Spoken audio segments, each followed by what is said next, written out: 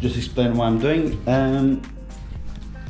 We need to move this unit slightly that way, so I need to trim back a little bit.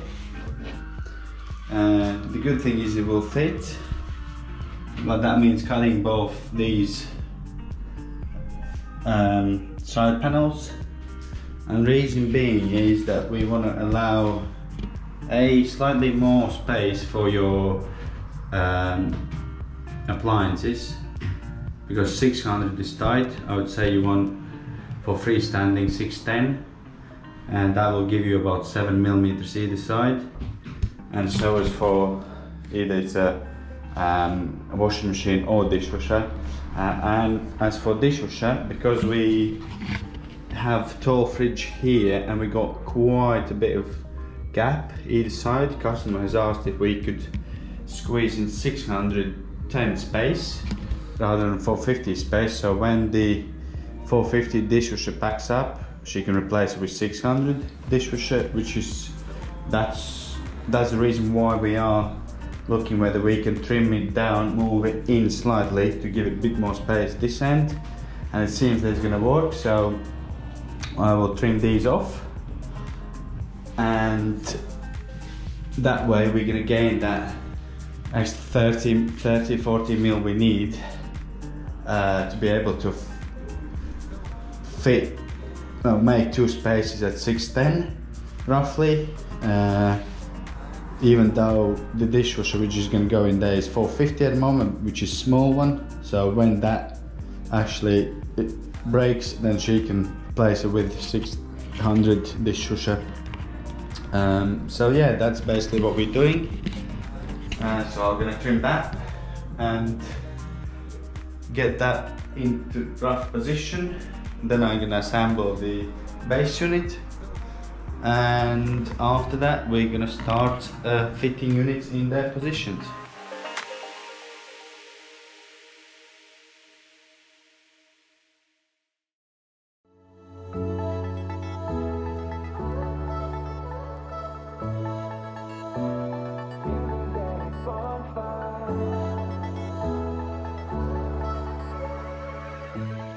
Today we're going to start fitting units into the positions. The first unit on the right hand side, we're going to be fitting the tall larder unit, which I actually have fixed in position, because if you don't, it's quite wobbly. So, but as you know, yesterday before I assembled, I'd drawn roughly where the unit's going to be.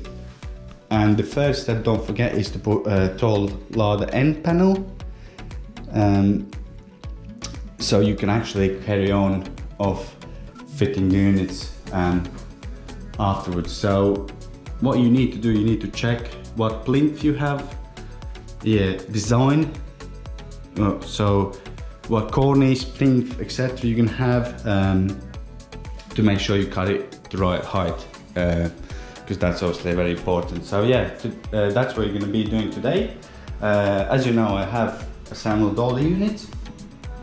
I have also marked out here where units are going, and if you remember, we are making this space bigger to house 600 freestanding dishwasher rather than 450, because because of the client asked me whether it's possible, and it was possible. We managed to push that corner unit further in, and therefore we gained those millimeters what we needed to be able to do that, and you still have space for your fridge freezer. So yeah, that's the only really big change what has happened. So yeah, without too much of chatting, I will start cutting the end panel. So I'll catch up with you in a bit.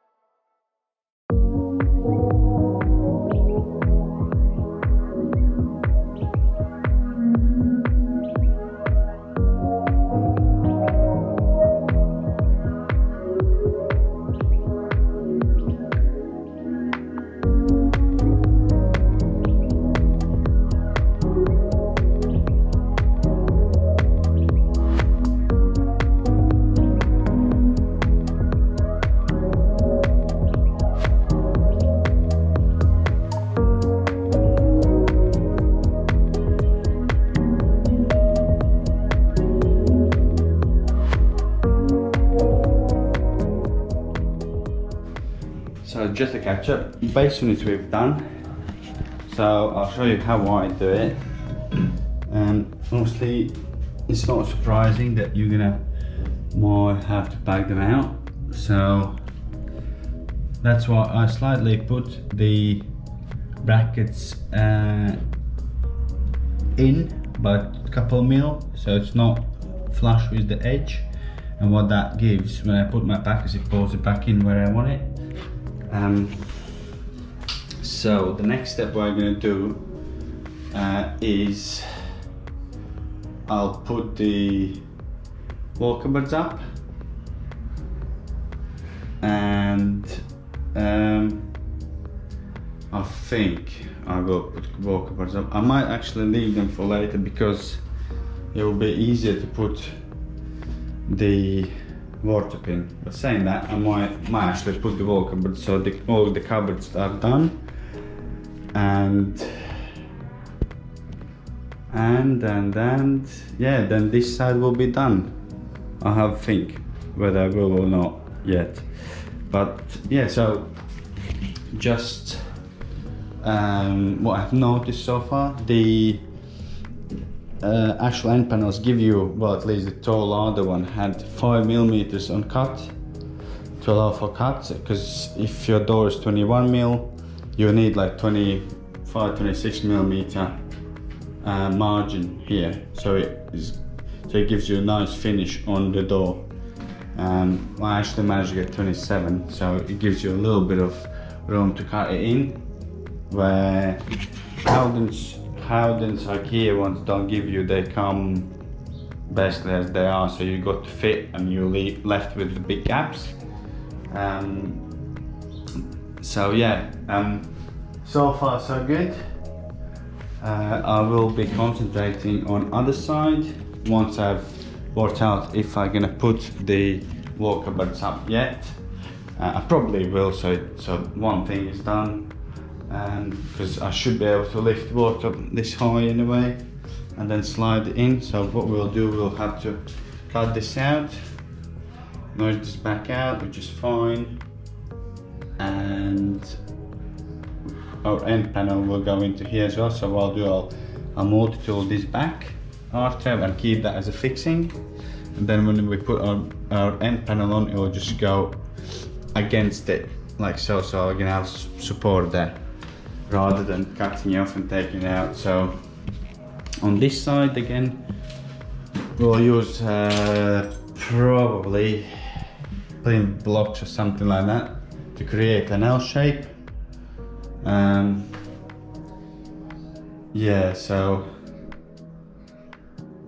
and for that they have given us extra plinths to form those details there. So yeah, it's coming on, and I will do the wall cupboards next, and then we'll jump on the other side.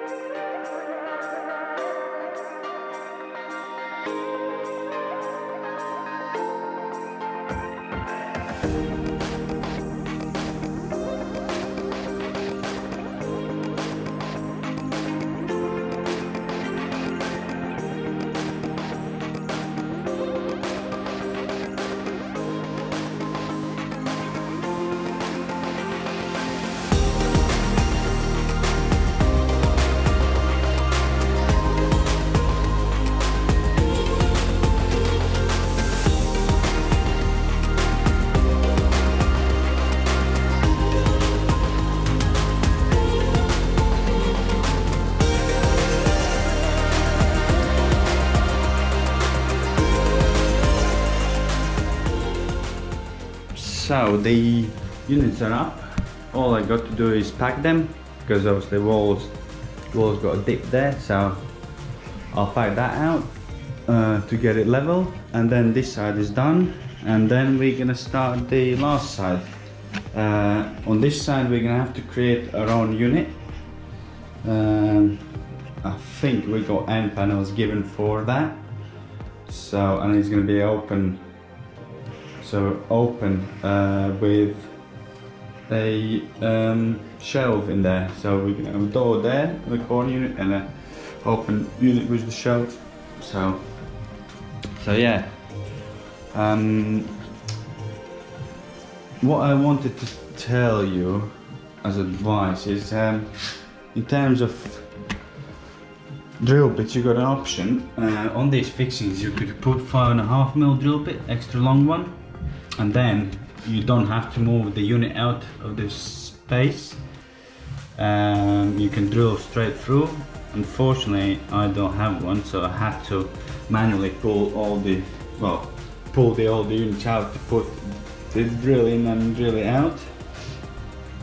But as an alternative you could use red plugs and a 5.5mm bit, but to be fair I do prefer 50s rather than 4s,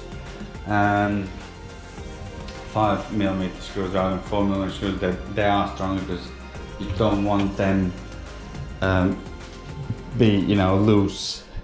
You want them be fixed properly. So, and sometimes 4mm screws don't give you that fixing. So also you're definitely gonna need a angle bit.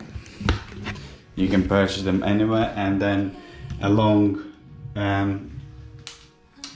bit for your long reach socket for your screws to get through the hole, and so you don't have to mess around with doubling up or whatnot.